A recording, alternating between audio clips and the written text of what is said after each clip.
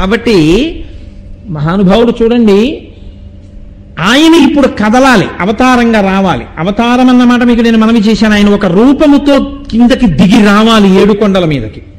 ఎలా వచ్చాడు, ఆ కదలిక ఎలా సంభవించింది అంటే, కలియుగం కదా ప్రారంభమైంది. కొంతమంది వెళ్ళి బ్రహ్మగారిని అడిగారు, అయ్య బాబోయ్, కలిపురుషుడు అంతటా వ్యాపించిపోయాడు కదా, కలిపురుషుని యొక్క ప్రభావము లేని ప్రదేశం ఏదైనా ఉంటే చెప్పు, మేము అక్కడే ఉంటామన్నారు.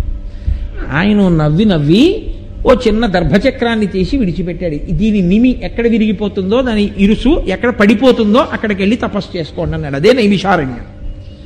అక్కడికి వెళ్ళి ఋషులు ఆశ్రమాలు నిర్మించుకుని యజ్ఞయాగాదులు చేసుకుంటున్నారు. చేసుకుంటుంటే కదపాలి కదండి ఈశ్వరుణ్ణి తీసుకురావాలి అవతారంగా. కలియుగంలో లోకులు పాడైపోతున్నారు. ఎవరికి బాగా తెలుసు కలియుగ లక్షణం? ఒకటి బ్రహ్మగారికి తెలుసు, 2 నారదుడికి తెలుసు. చాలా పాడైపోతున్నా, ఎవరికి మనం పాడైపోతున్నాం అన్న స్పృహ ఉండదు. మనం ఎంత బాగుపడిపోతున్నామో అని అనుకుంటారు. అందుకే మీరు చూడండి, లోకంలో ఒక ఆశ్చర్యకరమైన సందర్భం ఉండదు. ఇంకా మీకు కొంచెం తక్కువ ఉంటుంది. నా బోటిగాడు ఈ ఉపన్యాసాలు చెప్పినటువంటి ప్రారబ్ధానికి ఒక పెద్ద శిక్ష ఒకటి అనుభవిస్తూ ఉంటాం.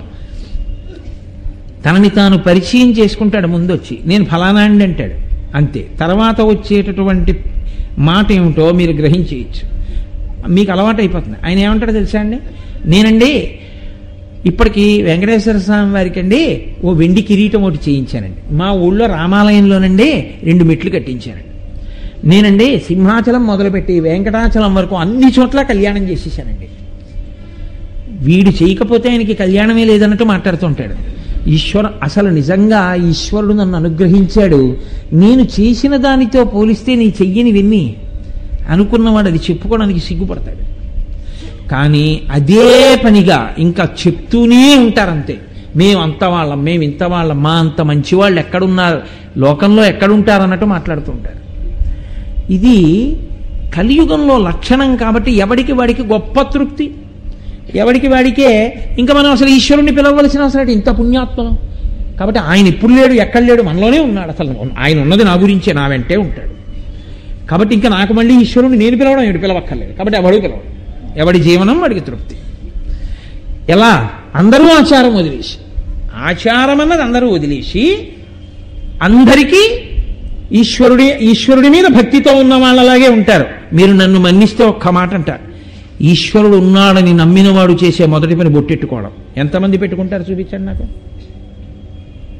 అక్కడే తెలుస్తుంది మీకు ఆచార భ్రష్టత్వం అంటే ఏమిటో. వాడికి బొట్టు పెట్టుకోవడం కష్టం, వాడికి వెనక ఈశ్వరుడు పడి వాడిని రక్షించాలి. అంత గొప్పగా ఉంటుంది కలియుగం అంటే. సనాతన ధర్మము ప్రచారము జరగడము అంటే ఉపన్యాసాలు చెప్పడం కాదు, బొట్టు పెట్టుకోవడం సనాతన ధర్మంలో ఉండడం. వాడికి ఇక్కడ చిన్న చుక్క పెట్టుకోవడం చాలా బాధ. ఇక్కడ సెగ్గెడ్డ పుట్టి మచ్చపడితే, ఈశ్వరుడికి కోపం వచ్చి ఒక కురుపు పుట్టిస్తే నీ బతుకు ఏమిటన్నది వాడికి ఆలోచన అక్కర్లా. ఒక నిప్పు కణికి ఇక్కడ పెడితే ఏమవుతుందన్నది వాడికి అక్కర్లా. వాడు ఏమనుకుంటాడంటే ఇక్కడ ఒక బొట్టు పెట్టుకోవడం అంత కష్టంగా వాడికి ఉంటుంది. అది భక్తి. నా అంత భక్తుడు ఎక్కడున్నాడని మాట్లాడుతుంటాడు. ఆ మాట్లాడేటప్పుడు వాడి ముఖాన బొట్టే లేనివాడు ఎంత భక్తుడో, ఎంత ఈశ్వరుణ్ణి నమ్మి ఉన్నవాడో, ఎంత సనాతన ధర్మమునందు పూనుకున్నవాడో మీకు అర్థమైపోతుంది. నేను మన్నింపబడదనుగాక, నేను ఎవరిని ఉద్దేశించి ఈ మాట అంటలేదు, ఉపన్యాసాంతర్గతంగా నేను ఈ విషయాన్ని చెప్తున్నాను. కాబట్టి మంచిదే, మారితే చాలా అదృష్టం. కాబట్టి ఎవరికి వారికి తృప్తితో జీవనం అయిపోతోంది. బ్రహ్మగారు అన్నారు, నువ్వు బాధపడుతున్నావు కదూ, నీ బాధ తీసుకొస్తుందిలే ఈశ్వరుణ్ణి. కాబట్టి ఇప్పుడు ఇక్కడ నైమిషారణ్యానికి వచ్చినటువంటి ఋషులు వాళ్ళు పెద్ద యజ్ఞం చేస్తున్నారు. ఈయన అక్కడికి వెళ్ళారు, నారద మహర్షి వెళితే వాళ్ళన్నారు నారద మహర్షిని చూసి, మహానుభావా నువ్వు వచ్చావయ్యా, చాలా సంతోషం, రా రా స్వాగతం, తీసుకెళ్ళి కూర్చోబెట్టారు. ఆయన ఏమీ తెలియని వాళ్ళ ఒక మాట అన్నాడు నారద మహర్షి. నారద మహర్షి ఏ మాట అన్నాడో ఆ మాటకు వచ్చింది వెంకటేశ్వర అవతారం. నారద మహర్షి ఆ మాట అని ఉండి ఉండకపోతే అసలు వెంకటేశ్వర అవతారము రావడానికి అవకాశము లేదు. ఆయన అడిగాడు మాట, ఆయన మార్గాన్ని ఆలోచించాడు. అయ్యో వీళ్ళని సంస్కరించాలి, వీళ్ళ చేతకానితనం, వీళ్ళ తెలివి తక్కువతనం, వీళ్ళ అహంకారమే ఈశ్వరుడికి చూపించి తీసుకెళ్ళి వీడిని వెళ్ళి వీడే నీ చేతకానితనం చూపించాలంటే నీ చేతకాని వాడిని ఏమిటంటాడు, నీ అంత తెలివైన వాడు లేడరా అంటే వీడు ఈశ్వరుడి దగ్గరికి వెళ్ళి వీడికి ఉన్న బాధ్యత ఏమిటో బయటెట్టుకుంటాడు, వీడి అహంకారం ఏమిటో. అప్పుడు ఈశ్వరుడు చూసి అరే రే నన్ను నమ్ముకున్న వాళ్ళన్న వాళ్ళే ఇంత అహంకారంగా ఉంటే మిగిలిన వాళ్ళు ఎలా ఉన్నారో, కాబట్టి వాళ్ళు పిలవకపోయినా నేను వెళ్ళాలని తండ్రి వచ్చినట్టు వస్తాడు, కాబట్టి ఇప్పుడు నేను మాట మాట్లాడాలరా అనుకున్నాడు. అని ఆయన అన్నాడు ఋషుల దగ్గరికి వెళ్ళి, కో భుక్తే యజ్ఞసుఫలం కోవా అధ్యక్షస్య దేవత అని అడిగాడు. మీరు యజ్ఞం చేస్తున్నారు కదా, ఈ యజ్ఞము యొక్క ఆధ్యక్షమును పొందినవాడెవరు, పెద్దరికం ఎవరిది యజ్ఞంలో, ఎవరు పుచ్చుకుంటారు ఈ హవిస్సునంతటిని, ఎవరిని ప్రధానంగా మీరు అసలు పూజిస్తారు దేవతల్లో? కో భుక్తే యజ్ఞసుఫలం కోవా అధ్యక్షస్య దేవతాః, అందరిలో గొప్పవాడెవరు అని అడిగాడు. వాళ్ళేమనవలసి ఉంటుందంటే బ్రహ్మమును ఉద్దేశించి, బ్రహ్మమే ఉన్నదంతటా, ఆ బ్రహ్మమే అన్ని రూపములలో ఉంది, కాబట్టి మేము బ్రహ్మము కొరకు యజ్ఞం చేస్తున్నాం అన్నారు. కానీ కలియుగ లక్షణం ఏమిటి? అన్నిటిలోనూ కూడా రాగముతోటో ద్వేషముతోటో కదండి చూడాలి.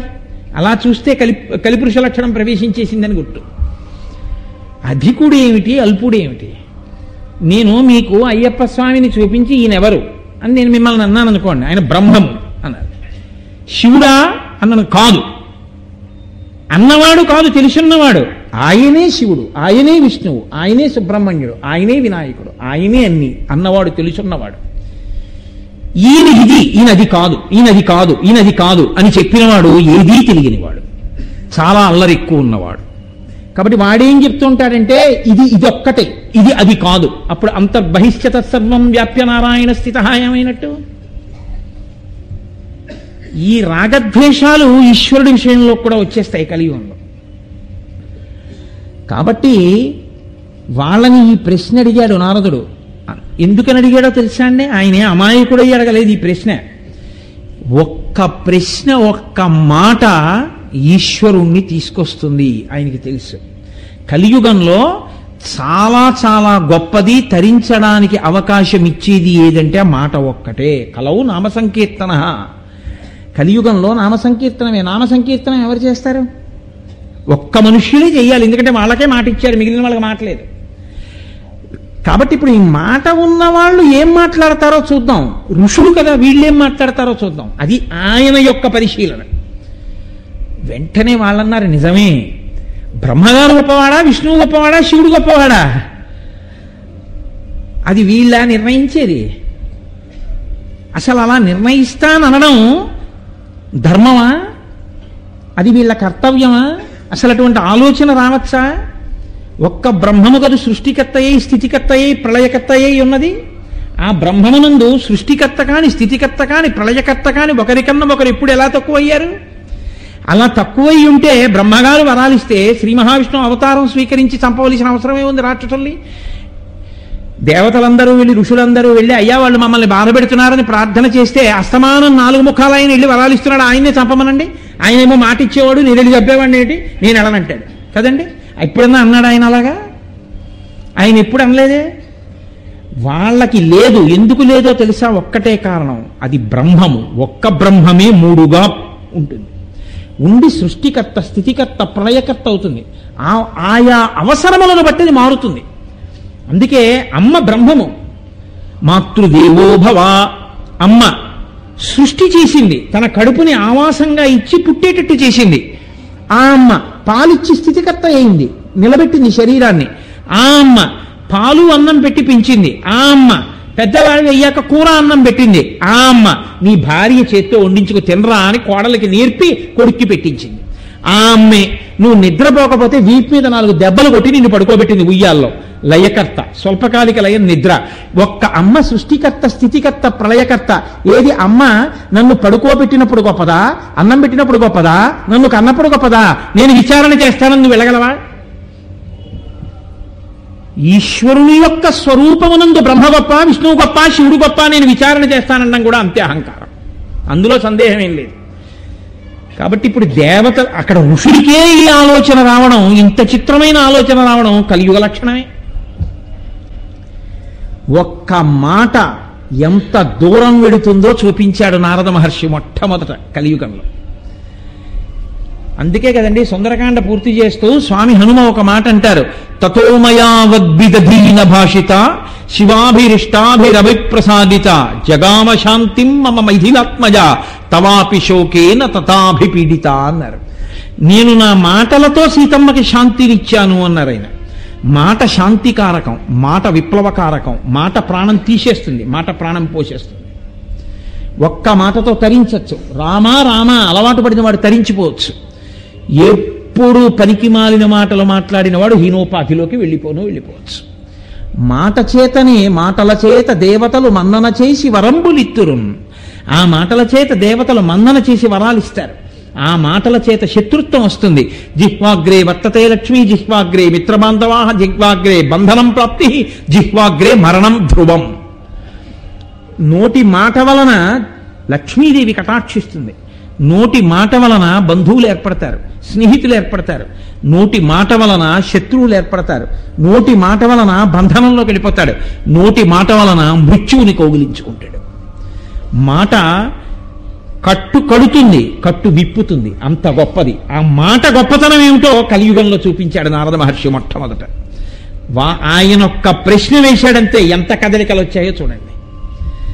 ఆయన మాట ఎన్ని కదలికలు తీసుకొచ్చిందో, ఈ కదలికలు వెంకటేశ్వరావతారంగా కదలిక వరకు వెళ్ళిపోయిందంతే. అది నారదుని యొక్క గొప్పతనం అంటే. ఇప్పుడు ఈ ప్రశ్న అడిగితే వాళ్ళన్నారు సుబుద్ధే అని పిలిచాడు భృగు మహర్షిని. నేను మహర్షిని నింద చేయట్లేదు, నేను మహర్షిని తక్కువ చేసి మాట్లాడలేదు. కానీ భృగువు కూడా కామక్రోధములకు అతీతుడు కాడు. భృగువు అగ్నిహోత్రుణ్ణి శపించాడు ఒకప్పుడు. భృగువు శ్రీ మహావిష్ణువుని శపించాడు ఒకప్పుడు. ఆ భృగువు శివుణ్ణి శపించాడు.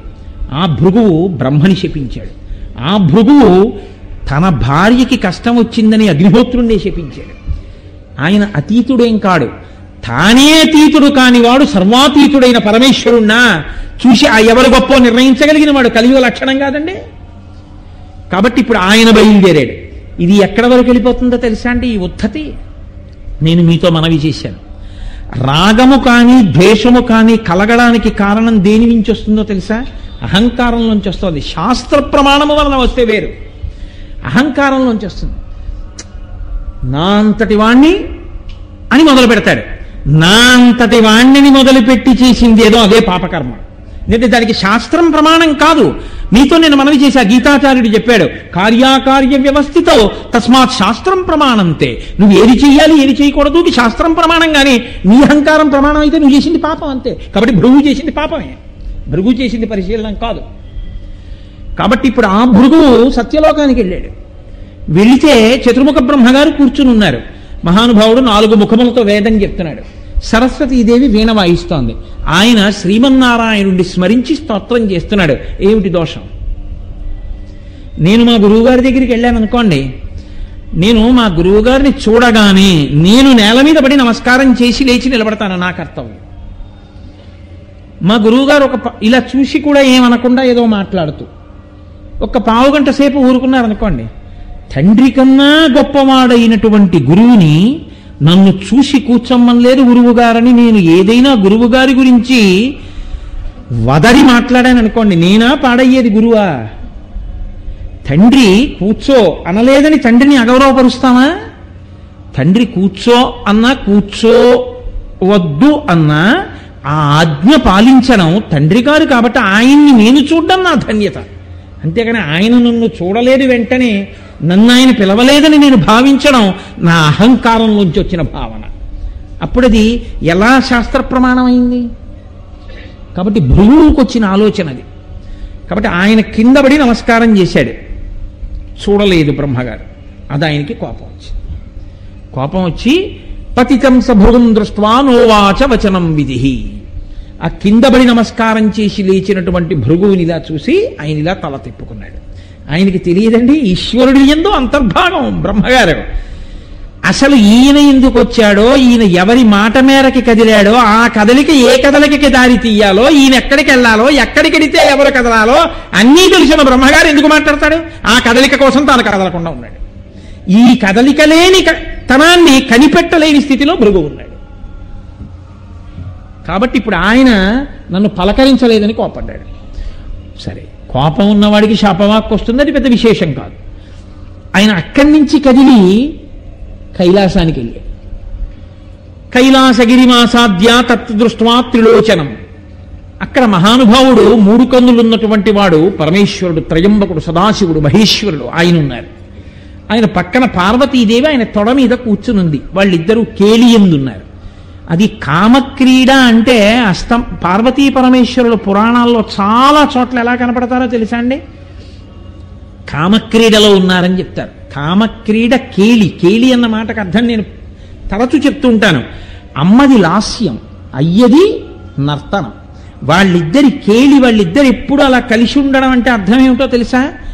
అదే పనిగా అర్థం బద్ధం లేకుండా కామక్రీడలో ఉండడం కాదు. శరీరములకున్న అవయవములు కదులుతూ ఉండడం. లోకంలో ఏ ప్రాణిని చూడండి కదులుతూ ఉంటుంది. నేను ఇప్పుడు మాట్లాడుతూ ఇలా చేతులు కదుపుతున్నాను, తల కదుపుతున్నాను, కళ్ళు పెద్దవి చేస్తున్నాను, చిన్నవి చేస్తున్నాను, మాట్లాడుతున్నాను. నేను ఒక్కొక్క మాట చెప్పినప్పుడు అందులో అంతర్లీనంగా ఉన్న భావాన్ని నా ముఖంలో రసంగా ఆవిష్కరిస్తాను. నేను ఆశ్చర్యకరమైంది చెప్తే మీరు ఆశ్చర్యంగా ముఖం పెడతారు. నేను కోపమైంది చెప్తే మీరు కోపంగా ముఖం పెడతారు. భావములు లాస్యములు అమ్మవారు, నర్తనము కదలికలు పరమశివుడు. అది కేలి. అది వాళ్ళిద్దరూ కలిసి ఉండడం. అలా వాళ్ళు కలిసి ఉండకుండా వాళ్ళు ఆగిపోయారనుకోండి, లోకము జడీభూతమవుతుంది, స్తంభీభూతమవుతుంది. అలా దర్శనం చేయడమే అదృష్టం. అందుకే ఆ తాండవ నృత్యాన్ని దర్శనం చేసి నమస్కరించి వస్తారు తప్ప నా డ్యాన్స్ బాగుందా అని ఆయన అడగాలని ఎవరు అడగకూడదు. కాబట్టి ఈయన కూడా ఏం చేసి ఉండాలి? కిందపడి నమస్కారం చేసిన వాడు నా అదృష్ట హేతువు పరమేశ్వర దర్శనం అయిందని ఒక స్తోత్రం చేసి వెళ్ళాలి. ఆయన అలా చేయలేదు. నన్ను పరమశివుడు పలకరించలేదు. అది శాస్త్రమా? అది అహంకారంలోంచి పుట్టిందా? నిర్ద్వందంగా అహంకారంలోంచి పుట్టింది. అది భృగువే కావచ్చు. ఎక్కడ అవసరాన్ని బట్టి అక్కడ అలా చెప్పక తప్పదు. నేను అందుకే మహర్షిగా నింద చేయట్లేదు. కానీ ఆ సందర్భంలో అవతార ప్రయోజనానికి వచ్చినటువంటి కదలికలు చెప్పినప్పుడు అలా చెప్పడం తప్ప మరొకలా అవకాశం లేదు. కాబట్టి ఇప్పుడు ఆయన ఏకంగా పరమశివుడి మీద నిర్ణయాధికారి. అది ఆయన విచిత్రం. ఏమి ఆశ్చర్యం అండి! పరమశివుని యొక్క వైభవానికి ఈయన న్యాయమూర్తే, చతుర్ముఖ బ్రహ్మగారి వైభవానికి ఈయన న్యాయమూర్తే. ఏమి వాళ్ళకన్నా గొప్పవాడా ఈయన? వాళ్ళ సృష్టిలో వచ్చినవాడు కాడా? వాళ్ళని సృష్టించిన వాడా? వాళ్ళకన్నా ఉండిపోయేవాడా? దేనికంత అహంకారం? ఇప్పుడు ఆయన శ్రీ మహావిష్ణువు దగ్గరికి వెళ్ళారు. అప్పటికి సత్యలోకం అయిపోయింది, అప్పటికి కైలాసం అయిపోయింది. కానీ ఈయనని ఆపిన వాళ్ళు లేరు. ఎందుకో తెలుసా అండి? అది వాళ్ళకి పెద్ద లెక్క కాదు. ఈయన ఉద్ధతిని చూసి ఒక్క క్షణం ఒక్క సంకల్పం చేసి నువ్వు మానువగు దుగువగాక అంటే పడుంటాడు అలా శిల కింద. వాళ్ళు అలా అనలేదు. ఎందుకు అనలేదో తెలుసా? వాళ్ళకి తెలుసు ఈ ఉద్ధతంతా ఓ చోట తెలియాలి. తెలిస్తే ఆయన కదలాలి. కదిలితే కలియుగంలో ఋషులే ఇలా అయిపోతుంటే ఇంకా కింద ఉన్న వాళ్ళు ఎలా ఉన్నారో ఆయనకి తెలియాలి. తెలిస్తే స్థితికారుడు కనుక రక్షించడానికి ఆయన వెళ్ళాలి. ఆయన వెళ్ళాలంటే ఇది బాగా అక్కడ తెలియవలసిన విషయం తెలియాలి. నేను వెళ్ళని అని వాళ్ళు ఊరుకున్నారు. కాబట్టి ఇప్పుడు ఆయన వైకుంఠానికి చేరాడు. ఓ బ్రహ్మాండమైనటువంటి వైకుంఠం. ఆ వైకుంఠంలో స్వామి శేషశయనం మీద పడుకునున్నారు. తల్లి పాదములు ఎత్తుతోంది. ఏమి అద్భుతమైన దర్శనం! నీలాది దివ్య మహిషైక బపల్లవానాం ఆరుణ్య సంక్రమణత కిలసాంద్రరాగౌ శ్రీవేంకటేశ చరణౌ శరణం ప్రపద్యే. అంత దివ్యమైనటువంటి స్వామి యొక్క దర్శనాన్ని చేశాడు. ఏమి భాగ్యం నిజంగా! ఆయన కనపడడం నీకు ధన్యత. ఆయన నిన్ను చూడలేదని కోపం రావాలా? అక్కడికి వెళ్ళి నేల మీద పడి నమస్కారం చేశాడు, లేచాడు. ఏం చేశాడో రేపు విందురు గారు. ఎందుకనంటే చాలా కీలకం. ఇప్పుడే కదలాలి, ఈశ్వరావతారం రావాలి కదండి. నేను వెంకటేశ్వరావతారం ఎందుకు కదిలిందో, ఎందుకు ఆయన రావాలో రేపు మీకు చూపిస్తాను. మీకు తెలియని విషయం ఏం కాదు. కాబట్టి ఆ కీలక ఘట్టాన్ని రేపటి రోజున చక్కగా అందన శనివారం కదండి, రేపు శనివారం అసుర సంధ్య వేళలో వెంకటేశ్వరావతారంగా కదిలి రావడాన్ని రేపటి రోజున విందురుగాని. ఇవాళకి ఈ ప్రసంగాన్ని పూర్తి చేసి రేపు సాయంకాలం మళ్ళీ 6:30 కలుసుకుందాం. మంగళాశాసనపరై మదాచార్య పురోగమై సర్వైశ్చ పూర్వైరాచార్య. సత్యలోకాన్ని దాటి కైలాసాన్ని దాటి వైకుంఠానికి చేరుకున్నారు. చేరుకుని అక్కడ లక్ష్మీ సహితుడైనటువంటి శ్రీమన్నారాయణుణ్ణి దర్శనం చేశారు. అదొక మహద్భాగ్యం. అదే సామాన్యమైన విషయమేం కాదు. దయాంమృతతరంగిణ్యాస్తరంగైరివశీతలై అపాంగై సించతి విశ్వం వెంకటేశాయ మంగళం అని కదా మనం చెప్తాం. దయాంమృతతరంగిణ్యాస్తరంగై ఇవ శీతలై. ఆయన తన దయ అనబడేటటువంటి అమృతముతో కూడినటువంటి దృక్కుల చేత లోకమునంతటినీ చల్లబరుస్తూ ఉంటాడు. దయ ఆయన యొక్క స్వరూపము, కారుణ్యము ఆయన యొక్క స్వరూపము. అది లేనినాడు చెడిపోతున్న వాడిని ఉద్ధరించడానికి ఆయన రావలసిన అవసరం లేదు. పాడైన వాడు, ధర్మాన్ని పాడు చేస్తున్నవాడు ఆ ఉపాధిలో ఉండడం వల్ల ఇంకా అపకీర్తిని మూట కట్టుకుని ఇంకా ఇంకా అధర్మం చేస్తున్నవాడిని ఆ ఉపాధిలోంచి విడిపించి రక్షించవలసిన అవసరం ఆయనకు అంతకన్నా లేదు. కాబట్టి సంహార ప్రక్రియ కూడా యథార్థమునకు కారుణ్యముతో చేసేదే తప్ప అది ఆయన ఏదో క్రోధంతో కార్పణ్యంతో చేసేటటువంటి ప్రక్రియ కాదు. కాబట్టి ఆయన రాశీభూతమైనటువంటి దయ. అటువంటి మహానుభావుడు పడుకునున్నాడు అన్న మాటని మీరు కొంచెం జాగ్రత్తగా అర్థం చేసుకోవాల్సి ఉంటుంది. అది తామసిక నిద్ర కాదు. అది అనేకమైన విషయాల్ని మనకి లోకంలో సంకేతిస్తూ ఉంటుంది. ఎప్పుడు శ్రీమన్నారాయణుడు శేషపాన్పు మీద పడుకుని ఉంటే అమ్మవారు పక్కన పడుకుని కానీ లేకపోతే ఏ వక్షస్థలం దగ్గర కూర్చుని కానీ ఎన్నడూ దర్శనమివ్వదు. ఆవిడ ఒక్క పాదముల దగ్గర మాత్రమే కూర్చుని ఉంటుంది. అది అలాగే ఉంటుంది కూడా తప్ప ఇంకొకలా ఆమె దర్శనమివ్వదు. లక్ష్మీనారాయణ దర్శనములో లక్ష్మి యొక్క స్థానము ఎప్పుడూ శ్రీమన్నారాయణుని యొక్క పాదకమలముల దగ్గరే. ఎందుకు అలా ఉండడం? ఆయన ఏమైనా అలా శాసనం చేశాడా, నువ్వు ఎప్పుడూ నా కాళ్ళ దగ్గర కూర్చుని నా కాళ్ళు పడుతుండాలి అని? కాదు. అది నవవిధ భక్తులలో ఒక భక్తి స్వరూపం. అది అందుకే శ్రవణం, కీర్తనం, విష్ణోః స్మరణం, పాదసేవనం, అర్చనం, వందనం, దాస్యం, సఖ్యం, ఆత్మనివేదనం అని 9 రకాల భక్తులు భాగవతంలో ప్రహ్లాదుడు వివరణ చేస్తాడు. అందులో మీరు ఏ భక్తి మార్గాన్ని స్వీకరించినప్పటికీ దాని యందు తాదాత్మ్యతని పొందినవాడు, దానినే మహోపకరణంగా స్వీకరించినవాడు దాని వలన మోక్షాన్ని పొందొచ్చు. దాని వలన మోక్షమును పొందొచ్చు అంటే మోక్ష సాధన సామాగ్ర్యాం భక్తిరేవ గరీయసి అంటారు శంకర భగవత్పాదులు. ఆ భక్తితో కూడిన కర్మాచరణము వలన జ్ఞానసిద్ధి కలుగుతుంది. ఆ జ్ఞానము వలన మోక్షము అనుగ్రహింపబడుతుంది. కాబట్టి అందులో 9 రకాలైన భక్తి మార్గాలలో శ్రవణం, వినడం తపస్సుగా పెట్టుకుని వినడంలో రమించిపోయేటటువంటి లక్షణం ఉన్నవాడు కేవలం వినడం వల్ల మోక్షాన్ని పొందుతాడు. శృణ్వం తపః, పరీక్షిత్తు విని మోక్షాన్ని పొందాడు. కీర్తనం, భగవంతుని యొక్క గుణములను తాను అనుభవించినటువంటి కారణం చేత లోపల పిల్లుబుకినటువంటి ఆనందం ఇంకా లోపల పట్టక వాగ్రూపంగా పైకి ప్రవహించి అది ఆయన నోటి వెంట జాలువారితే అంత భక్తి తన్మయత్వం ఉన్నవాడెవరో ఆయన చేసినటువంటి స్తోత్రము, ఆయన చేసిన గానము, ఆయన చేసిన సంకీర్తనము, ఆయన చేసిన ప్రవచనము ఆయనకి మోక్షహేతు. దానికి శుకుడు ప్రతినిధి. కాబట్టి కీర్తనం, విష్ణోః స్మరణం. స్మరణ మనసుకి సంబంధించింది, కర్మేంద్రియాలకు సంబంధించినది కాదు. స్మరణ ఎప్పుడూ చేసేది మనసు ఒకటే. స్మరణ అంటే ఆలోచన. అందుకనే స్మరహ అంటుంటారు మన్మధుణ్ణి, మనోసంబంధమైన వాడు కాబట్టి స్మరహ అని పేరు ఆయనకి. స్మరుడు.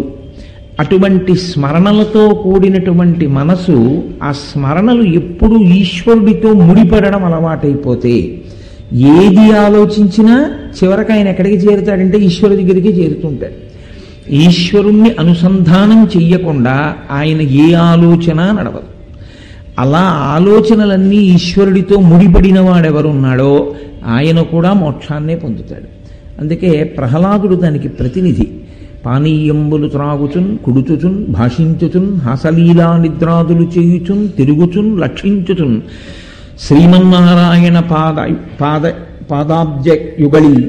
ఆయన ఎప్పుడూ ఆయన గురించే చింతన చేస్తాడు. ఏం చేస్తూ?